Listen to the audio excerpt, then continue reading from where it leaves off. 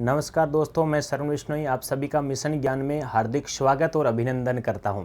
देखिएगा मित्रों, आज हम जो बात करने जा रहे हैं आपके वर्ण विचार के भाग नंबर 4 के बारे में अध्ययन करेंगे। इससे पहले हमने जो अध्ययन किया मित्रों, उसके बारे के अंतर्गत हमने जानना चाहा कि स्वर कितने होते हैं, स्वरों के प्रकार कितने होते हैं, स्वरों के वर्गीकरण कितने प्रकार से हमने किया। फिर हमने व्यंजनों के बारे में पढ़ा, व्यंजनों का वर्गीकरण कितने प्रकार से होता है और व्यंजन कौन कौन से होते हैं और इनका उच्चारण स्थान क्या होता है, स्वर और व्यंजनों का उच्चारण स्थान क्या होता है। उससे पहले हमने भाषा ज्ञान के बारे में भी अध्ययन किया था। आज हम जो बात करने जाएंगे इस अध्याय के अंतर्गत, उसके अंतर्गत पढ़ेंगे उच्चारण के आधार पर व्यंजनों का वर्गीकरण और उसके बाद में प्रयत्न के आधार पर वर्णों का वर्गीकरण, अर्थात स्वर और व्यंजनों का वर्गीकरण पढ़ेंगे फिर से दोनों साथ के अंतर्गत। फिर हम रै के प्रकार, रै के रूप के बारे में अध्ययन करेंगे और खड़ी पाई वाले व्यंजन कौन से होते हैं, गोल व्यंजन कौन से होते हैं, रै का प्रयोग किन के साथ में होता है, किन के साथ में नहीं होता, रेफ वाला रै क्या होता है और इनका प्रयोग किस प्रकार से होता है और वर्ण विच्छेद किसे कहते हैं, उनके बारे में हम अध्ययन करेंगे मित्रों। ठीक है, तो अब इस अध्याय के अंतर्गत हम बात करने जा रहे हैं आपके, वो रहेगा हमारा क्या भाई, उच्चारण के आधार पर। किसके आधार पर बात कर रहे हैं हम मित्रों? उच्चारण के आधार पर व्यंजनों का वर्गीकरण। ध्यान रखना, विशेष रूप में किसकी बात कर रहा हूं मैं आपसे? व्यंजनों के वर्गीकरण की बात कर रहा हूं। तो व्यंजनों का वर्गीकरण किसके आधार पर बात कर रहा है? ये उच्चारण के आधार पर। किसके आधार पर बात कर रहा है? उच्चारण के आधार पर बात कर रहा है। तो पहला है स्पर्शी। देखो, उससे पहले हमने जो बात की थी वो स्पर्श व्यंजनों की बात की थी। तो स्पर्श व्यंजन यदि आपसे पूछा जाता है तो स्पर्श व्यंजन होते हैं, वो कितने होते हैं? 25 होते हैं। कितने होते हैं? 25 होते हैं। यहाँ पर नाम दे रखा है स्पर्शी और ये प्रश्न पूछा गया, ध्यान रखना, ग्राम सेवक एग्जाम के अंतर्गत पूछा गया था कि स्पर्शी व्यंजन कितने होते हैं। पहला ही ऑप्शन था 25, आंखों में आंसू आ गए, 25 करके आ गए, और एक ऑप्शन में 16 भी था। स्पर्श 25 होते हैं, स्पर्शी 16 होते हैं। कितने होते हैं? 16 होते हैं। सिर्फ स्पर्श करने वाले व्यंजनों की संख्या कितनी बताई गई है? 16 बताई गई। अब ये 16 कौन कौन से होते हैं? पहली स्थिति के अंतर्गत ध्यान रखना, एक तो हमारा कै वर्ग आता है। कौन सा वर्ग आता है? कै वर्ग आता है। दूसरी बात इसके अंतर्गत आता है टै वर्ग आता है। कौन सा वर्ग? टै वर्ग आता है। फिर कौन सा वर्ग आएगा? तै वर्ग आएगा। तै वर्ग आता है और उसके बाद में पै वर्ग आता है। कौन सा वर्ग होता है? पै वर्ग, यानी क ट त प। अब आप कहोगे एक वर्ग में तो 5 वर्ण होते हैं, तो 4 5 20 हो गए ये तो 16 कैसे हो गए? तो ध्यान रखना, कै के कितने वर्ण लेने हैं? 4 वर्ण। कितने वर्ण लेने हैं? 4 वर्ण लेने हैं। टै के भी कितने वर्ण? 4 वर्ण। तै के भी 4 और पै के भी कितने? 4 वर्ण लेने। तो 4 चौक कितने हो गए? 16। तो 5वां वर्ण कहाँ जाएगा? 5वां वर्ण जाएगा नासिका के अंतर्गत। किसके अंतर्गत जाएगा? नासिका के अंतर्गत पंचम वर्ण जाएगा, यानी कै का 5वां, चै का 5वां, टै का 5वां और तै का 5वां और किसका 5वां? मै का 5वां। इसको हम कहते हैं नासिक ध्वनि। कौन सी ध्वनि कहते हैं? नासिक ध्वनि कहते हैं। ठीक है, तो ध्यान रखना कि स्पर्शी कितने होते हैं? 16। अब आ गया स्पर्श संघर्षी। तो चै वर्ग इसके अंतर्गत आपको नहीं दिखाई देता, वो किसके अंतर्गत जाएगा? हमारा चै वर्ग जाता है स्पर्श संघर्षी के अंतर्गत। किसमें? स्पर्श संघर्षी के अंतर्गत चै वर्ग आता है। नेक्स्ट बात आता है संघर्षी। देखो, स्पर्शी में होता है कि सिर्फ स्पर्श करने वाले, सिर्फ स्पर्श करने वाले व्यंजनों की संख्या कितनी होती है? 16। स्पर्श के साथ में संघर्ष करने वाले कौन सा वर्ग होता है? चै वर्ग होता है। कौन सा वर्ग होता है? चै वर्ग होता है। और उसके बाद में बात आती है कि संघर्षी। कौन से? संघर्षी। तो सिर्फ संघर्ष करने वाले व्यंजन होते हैं, वो हमारे होते हैं ऊष्मीय। कौन से होते हैं? ऊष्मीय होते हैं। या इसके साथ में विदेशी व्यंजन होते हैं। कौन से? ख, उसके बाद में ज और एक आता है फ। कौन सा? फ। ये विदेशी व्यंजन भी इनके साथ में माने जाते हैं। प्रकंपित या इसका दूसरा नाम होता है लुंठित। क्या नाम है? प्रकंपित या लुंठित। और इसके अंतर्गत हमारा रै वर्ण आता है। कौन सा वर्ण आता है? रै वर्ण आता है। और उसके बाद में पार्श्विक। पार्श्विक के अंतर्गत आता है लय वर्ण। कौन सा वर्ण आता है? लय वर्ण आता है। और संघर्षहीन सप्रवाह, अर्थात इसका नाम होता है अर्धस्वर। क्या कहते हैं इसको? अर्धस्वर के नाम से जाना जाता है। इसमें आता है य और व वर्ण आता है कि ऐसे वर्ण, ऐसे व्यंजन जिनका आप उच्चारण करोगे तो बाधा उत्पन्न नहीं होती। क्या बाधा उत्पन्न नहीं होती? वो वर्ण क्या कहलाते हैं? आपके अर्ध स्वर कहलाते हैं, यानी बिना संघर्ष के साथ में, संघर्षहीन के साथ में इसका प्रवाह हो जाता है, उच्चारण हो जाता है, उसका नाम हमने क्या रख दिया? अर्ध स्वर रखा। और वो कौन से होते हैं? य और व होते हैं। फिर देखो, इसमें प्रकंपित या लुंठित का मतलब होता है जिसमें र का उच्चारण करते तो कंपन होता है। क्या होता है? कंपन होता है, मुख विवर में भूचाल की तरह प्रकट होना शुरू हो जाता है, तो इसको हम कहते हैं प्रकंपित या लुंठित वर्णों के नाम से इसको जाना जाता है। फिर अंतिम आता है वर्तस्य व्यंजन। कौन सा? वर्तस्य व्यंजन। तो ध्यान रखना, वर्तस्य व्यंजन को याद रखने का एक तरीका ध्यान रखना कि वर्तस्य नाम का एक बालक था, उसका घर कहाँ पर था? इस नल के पास में ही, यानी वत्स्य नाम का एक बालक था। और गांव में जैसे पानी आता है ना, पानी कितने बजे आता है? मान लो हमने एवरेज कह दिया 6 बजे आता है। कितने बजे आता है? 6 बजे। किसी में 5 बजे, 4 बजे, 7 बजे भी आता है, लेकिन एवरेज समय हमने कितने बजे? 6 बजे का माना। अब क्या किया कि ये वत्स्य जैसे 6 बजे आता है, ये बहिराम 5 बजे आके 4 घड़े लेके बैठ जाता है यहाँ पर। कितने बजे?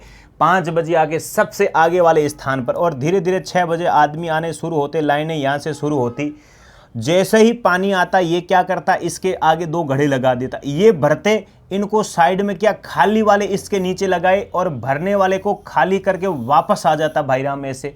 खाली किया वापस आया, खाली किया वापस आया, क्योंकि 2 भरते तब तक वापस भके आ जाता। और ऐसे करते करते क्या हो जाती? लाइन कभी खत्म ही नहीं होती, ये लंबी लंबी होती जाती, कम होती नहीं। तो गांव वाले हो गए परेशान और उन्होंने क्या कहा कि वत्स्य नल से, वत्स्य नल से, नल से जा रे, वत्स्य नल से जा रे। अर्थात कौन कौन से वर्ण आते हैं हमारे? न, ल, स, ज और र वर्ण। कौन से? न, ल, स, ज, र। देखो, न, ल, स, ज, र, यही वर्ण हमारे क्या कहलाते हैं? आपके वर्तस्य वर्ण कहलाते हैं। कौन से वर्ण कहलाते हैं? वर्तस्य वर्ण कहलाते हैं। वर्तस्य नल से जा रे, तो न, ल, स, ज, र वर्ण क्या कहलाते हैं? वर्तस्य। अब सीधा सा प्रश्न इसमें पूछा जाता है कि प्रकंपित वर्ण कौन सा है? रे वर्ण। पार्श्विक वर्ण कौन सा होता है? लुंठित वर्ण कौन सा होता है? स्पर्शी कितने होते हैं? स्पर्श संघर्षी कितने होते हैं? कौन सा वर्ग होता है? संघर्षी कितने हैं? नासिका कितने हैं? वर्तस्य वर्ण कौन कौन से हैं? संघर्षहीन कौन से वर्ण है? या अर्ध स्वर वर्ण किसे कहा जाता है? ये तमाम प्रकार के इसमें से प्रश्न बनते हैं आपके। तो उच्चारण के आधार पर हमने व्यंजनों का वर्गीकरण पढ़ लिया। अब बात करते हैं हम आगे इसके बारे में आपके कि प्रयत्न के आधार पर, प्रयत्न के आधार पर वर्गीकरण। किसका वर्गीकरण है? वर्णों का वर्गीकरण है। तो प्रयत्न के आधार पर वर्णों का वर्गीकरण हम 2 प्रकार से करते हैं मित्रों। एक तो होता है अभ्यंतर प्रयत्न और एक होता है बाह्य प्रयत्न। अभ्यंतर प्रयत्न 5 प्रकार के होते हैं, बाह्य प्रयत्न 2 प्रकार के होते हैं। कितने प्रकार के होते हैं? 2 प्रकार के होते हैं। अभ्यंतर प्रयत्न 5 प्रकार में सबसे पहले आता है स्पृष्ट। क्या आता है? स्पृष्ट। स्पृष्ट के अंतर्गत आते हैं हमारे स्पर्श। क्या आते हैं? स्पर्श वर्ण आते हैं। स्पर्श कितने होते हैं? 25 होते हैं। कितने? 25। और कहां से कहां तक होते हैं? कै से लेकर मैं तक होते हैं। वही क्या कहलाते हैं? अभ्यंतर प्रयत्न के आधार पर। प्रयत्न का मतलब होता है अभ्यास, कोशिश। क्या होता है? अभ्यास, कोशिश या यत्न के आधार पर। तो 25 वर्ण होते हैं, वो प्रयत्न के आधार पर क्या कहलाते हैं? स्पृष्ट वर्ण कहलाते हैं। स्पृष्ट के बाद आता है इसत स्पृष्ट। इसके अंतर्गत आते हैं अंतस्थ। क्या आते हैं? अंतस्थ व्यंजन आते हैं। और अंतस्थ व्यंजन कितने होते हैं मित्रों? 4 होते हैं। कितने? 4। य, र, ल और व वर्ण आते हैं। वो क्या कहलाते हैं? इसत स्पृष्ट कहलाते हैं। फिर आता है इसत विवृत। क्या आता है? इसत विवृत, जिसके अंतर्गत आता है उष्मीय। कौन से वर्ण आते हैं? उष्मीय। और उष्मीय भी कितने होते हैं? 4 होते हैं। कौन कौन से होते हैं? तालव्य से, मूर्धन्य से, दंत्य से और एक क्या आता है वर्ण आता है। कौन सा वर्ण आता है वर्ण आता है। फिर आता है विवृत। तो विवृत के अंतर्गत हमारे आते हैं सभी स्वर। क्या आते हैं? सभी स्वर। अर्थात कितने होते हैं? 11 होते हैं। और संवृत में क्या होता है? आधा ए होता है, जिसको हम अवग्रह कहते हैं। क्या कहते हैं? अवग्रह के नाम से जानते हैं। तो देखो, ये कितने प्रकार हो गए? इसके 5 प्रकार हो गए। कितने प्रकार हो गए? 5 प्रकार हो गए। और पांचों प्रकारों के नाम याद रखना। कौन सा है? स्पृष्ट, ईषत् स्पृष्ट, ईषत् विवृत, विवृत, और कौन सा है? संवृत है। कौन सा है? संवृत। स्पृष्ट के अंतर्गत क्या होता है? स्पर्श, स्पर्श कितने होते हैं? 25 होते हैं। ईषत् स्पृष्ट में क्या होते हैं? अंतस्थ, अंतस्थ कितने होते हैं? 4। कौन कौन से? य, र, ल, व होता है। ईषत् विवृत में ऊष्मीय वर्ण होते हैं, कितने होते हैं? 4 होते हैं। 3 स और 1 क्या होता है? है होता है। फिर आता है विवृत में क्या होता है? स्वर होते हैं, कितने होते हैं? 11 होते हैं। संवृत में आधा ए होता है, जिसको हम क्या कहते हैं? अवग्रह कहते हैं। तो चारों के नाम रखेगा, वो कहेगा अभ्यंतर प्रयत्न के आधार पर वर्णों का वर्गीकरण कौन सा है और कौन सा नहीं है। तो कौन सा है चारों के नाम रखना, कौन सा नहीं है इसके अलावा है तो वो इसके अंतर्गत नहीं माना जाएगा। ठीक है, नेक्स्ट बात करते हैं हम। ये तो था अभ्यंतर प्रयत्न। अगली बात आएगी, वो आएगी आपके किसकी? बाह्य प्रयत्न के आधार पर। तो छाप लो भाई इसको। दूसरा जो आता है वो कौन सा है? बाह्य प्रयत्न। कौन सा है? बाह्य प्रयत्न। बाह्य प्रयत्न माना जाता है। तो बाह्य प्रयत्न कौन से होते हैं? वे वर्ण या व्यंजन जिनका उच्चारण करने पर मुख विवर के बाहरी भाग में यत्न या प्रयत्न किया जाता है, जिसमें नाद, घोष, या हम कह सकते हैं किसके आधार? श्वास के आधार पर जो यत्न या प्रयत्न होते हैं, उनके आधार पर हमने इसको 2 भागों में बांटा। एक तो था स्वरतंत्र के आधार पर, दूसरा है प्राणवायु के आधार पर। किसके आधार पर है? स्वरतंत्र के आधार पर, और दूसरा होता है हमारा प्राणवायु के आधार पर। तो स्वरतंत्र के आधार पर हमने इसको 2 भागों में बांटा है। एक तो होता है अघोष, दूसरा होता है सघोष। प्राणवायु के आधार पर भी 2 भागों में बांटा, अल्पप्राण और महाप्राण। अब आता है कि अल्पप्राण किसे कहते हैं, महाप्राण किसे कहते हैं, सघोष किसे कहते हैं, अघोष किसे कहते हैं, इनमें कौन कौन से वर्ण आते हैं, इनमें कौन कौन से वर्ण आते हैं। तो सबसे पहले मैं शब्द से लेके बात करूं आपको। अघोष, 2 शब्द दिखाई दे रहे हैं ना। ए किस अर्थ में प्रयुक्त होता है मित्रों? नहीं के अर्थ में प्रयुक्त होता है। घोष का मतलब होता है नाद या कंपन या गूंज। ऐसे वर्ण जिनका उच्चारण करने पर नाद या गूंज या कंपन उत्पन्न नहीं होती है, ना के बराबर होती है या कम उत्पन्न होती है, उसे हम कौन से वर्ण कहते हैं? अघोष वर्ण कहते हैं। दूसरा आता है सघोष वर्ण। स का मतलब होता है साथ या सहित, और घोष का मतलब होता है नाद। अर्थात ऐसे वर्ण जिनका उच्चारण करने पर नाद के साथ में उच्चारण होता है या कंपन के साथ में, गूंज के साथ में उच्चारित किए जाते हैं, वो क्या कहलाते हैं? सघोष वर्ण कहलाते हैं। और जो नहीं होते उसको हम क्या कहते हैं? अघोष। अल्पप्राण का मतलब होता है, अल्प का मतलब कम, थोड़ा, अल्प चिन्ह सा, और प्राण का मतलब होता है श्वास। और महाप्राण का मतलब क्या होता है? ऐसे वर्ण जिनका उच्चारण करने पर श्वास की अधिकता हो, समय अधिक लगता है। महाप्राण और अल्पप्राण में कम लगता है, जल्दी से उच्चारण हो जाता है, वो होता है अल्पप्राण। अब इसके अंतर्गत वर्ण कौन कौन से आते हैं? तो अघोष के अंतर्गत कौन कौन से वर्ण आते हैं? पहली दृष्टि के अंतर्गत तो ये ध्यान रखना भाई, अघोष के अंतर्गत कौन कौन से वर्ण आते हैं और सघोष में कौन कौन से वर्ण आते हैं। देखिएगा, अघोष में आता है प्रत्येक वर्ग का पहला और प्रत्येक वर्ग का दूसरा। प्रत्येक वर्ग का मतलब समझना कि हमने लिखा क, च, ट, त और प। क, च, ट, त, प। इसमें आ जाएगा ख, ज, ख, ग, घ और अंग। ये आता है पहले नंबर पे, ये दूसरे पे, ये तीसरे पे, ये चौथे पे, ये कितने नंबर पे? हमारा 5वें नंबर पे है। ठीक है, अब ये क्या कह रहा है कि प्रत्येक वर्ग का पहला, ये आएगा प्रत्येक वर्ग का पहला और प्रत्येक वर्ग का दूसरा। प्रत्येक वर्ग का पहला कौन सा? क, च, ट, त, प। दूसरा आता है ख, छ, ठ, थ, फ। कौन सा? क, च, ट, त, प और ख, छ, ठ, थ, फ। ये जो वर्ण आते हैं ये क्या कहलाते हैं? हमारे अघोष वर्ण कहलाते हैं। साथ में ध्यान रखना तीनों से आएंगे। क्या आएंगे? तीनों से आएंगे।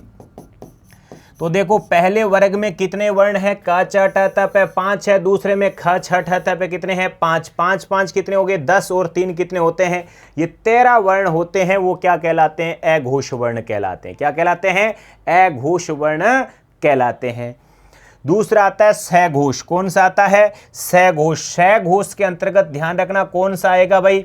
तीसरा, चौथा, पांचवा। कौन सा आता है? प्रत्येक वर्ग का ध्यान रखना, तीसरा, चौथा और पांचवा। तीसरे में 5 होते हैं, चौथे वर्ण में भी 5 होते हैं, पांचवें में भी कितने होते हैं? 5।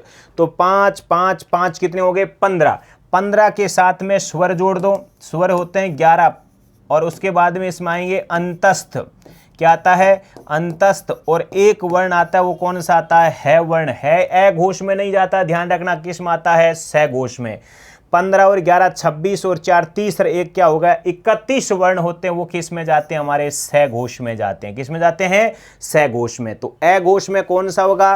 प्रत्येक वर्ग का पहला, प्रत्येक वर्ग का दूसरा और तीनों से, अर्थात 13 वर्ण होते हैं, वो किस में जाते हैं? हमारा ए घोष में। पहला दूसरा इसमें ले लिया, तीसरा चौथा पांचवा स्वर अंतस्थ है वर्ण आता है, वो किस में जाएगा? स घोष के अंतर्गत आता है। किस में आता है? स घोष के अंतर्गत आता है।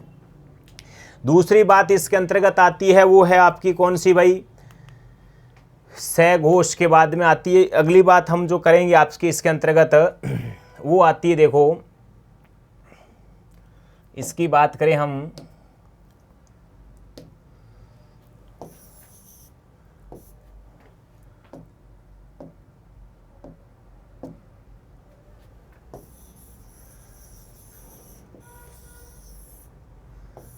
अब देखो इसमें यदि आपसे प्रश्न पूछा जाता है, क्या आता है कि पहला तो कह दिया हमने स्वर तंत्र के आधार पर, और दूसरा आता है वो है प्राणवायु के आधार पर। किसके आधार पर है? प्राणवायु के आधार पर। और प्राणवायु के आधार पर हम बात करेंगे तो वो होता है 2 प्रकार से। कितने प्रकार से होता है? 2 प्रकार से माना जाता है। 2 प्रकार कौन कौन से हैं यहीं लिख देता हूं। देखो दूसरा जो प्रकार होता है वो कौन सा है? हमारा प्राणवायु के आधार पर है।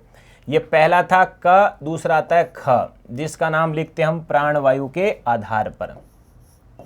प्राणवायु, या हम इसको कह सकते हैं किसके आधार पर भाई? श्वास के आधार पर। किसके आधार पर है? श्वास के आधार पर। आधार पर प्राणवायु या श्वास के आधार पर। और इसके कितने प्रकार होते हैं मित्रों? 2 प्रकार होते हैं। कितने प्रकार है? 2 प्रकार है। पहले का नाम आता है अल्प प्राण। कौन सा है? अल्प प्राण। और दूसरे का नाम है महाप्राण। अल्प प्राण और महाप्राण। अल्प का मतलब होता है थोड़ा। क्या होता है? थोड़ा। और प्राण का मतलब होता है श्वास। ऐसे वर्ण जिनका उच्चारण करने पर कम श्वास के साथ में जल्दी से उच्चारण हो जाता है, वो कहलाते हैं अल्प प्राण। और महा का मतलब होता है ज्यादा, प्राण का मतलब होता है श्वास, ज्यादा श्वास ज्यादा अधिक समय लेता है, वो क्या कहलाते हैं? महाप्राण। अल्प प्राण में आता है 1 3 5। प्रत्येक वर्ग का कौन सा? पहला, तीसरा और पांचवा। समझ गए? पहला कौन सा था? क च ट त फ, उसके उसी प्रकार तीसरा और पांचवा। तो 5 5 5 कितने हो गए? 15। साथ में आते हैं स्वर। क्या आते हैं? स्वर आता है। एक क्या आता है? अंतस्थ। क्या आते हैं? अंतस्थ आते हैं। तो कितने हो गए? 15 और 11 26 और 4 कितने हो गए? 30 वर्ण। और इसमें कितने आते हैं? 31 वर्ण आते हैं। कितने वर्ण आते हैं भाई? 31 वर्ण आते हैं। और इसमें 30 वर्ण आते हैं। महाप्राण के अंतर्गत देखो, पहला, तीसरा, पांचवा ले लिया तो दूसरा और चौथा बच गया। कौन सा? दूसरा और चौथा इसमें शेष रह गया। शेष हमारा क्या आता है? एक ऊष्मीय वर्ण आता है। क्या आता है? ऊष्मीय। तो ऊष्मीय 4 वर्ण होते हैं। दूसरे में कितने होते हैं? 5। और चौथे में भी कितने होते हैं? 5। तो 5 5 10 और 4 कितने हो गए? 14 वर्ण होते हैं। वो किसके अंतर्गत जाते हैं? हमारे महाप्राण के अंतर्गत आते हैं। किस में आते हैं? महाप्राण वर्णों के अंतर्गत माना जाता है। ठीक है। तो पहली स्थिति के अंतर्गत आपके सामने ये सारी चीजें दे रखी है कि बाह्य प्रयत्न कितने प्रकार के होते हैं। बाह्य प्रयत्न हम कहते हैं कि कितने प्रकार के होता है? 2 प्रकार का होता है, स्वर तंत्र के आधार पर और प्राणवायु के आधार पर। स्वर तंत्र के आधार पर फिर 2 प्रकार हो गए, अ घोष, और दूसरा कौन सा? स घोष। और प्राणवायु के आधार पर भी 2 प्रकार होते हैं, अल्प प्राण और महाप्राण। इसको अच्छी तरीके से ध्यान रखना, क्योंकि संधि के अंतर्गत ये आगे काम आएगा कि अल्प प्राण वर्ण आ जाए, महाप्राण वर्ण आ जाए, स घोष आ जाए, अ घोष आ जाए। स घोष के बाद में उत होता है, उद होता है, किन का प्रयोग होता है। ठीक है। तो इसी कारण आपको ध्यान रखना विशेष रूप में कि अ घोष, स घोष, अल्प प्राण, महाप्राण कौन कौन से वर्ण किस प्रकार से प्रयुक्त होते हैं हमारे। तो इस अंक के अंतर्गत हमने बात की थी आपके वर्ण विचार के भाग नंबर 4 के अंतर्गत। तो आज के समाचार यहीं समाप्त। नमस्कार, धन्यवाद, राम राम।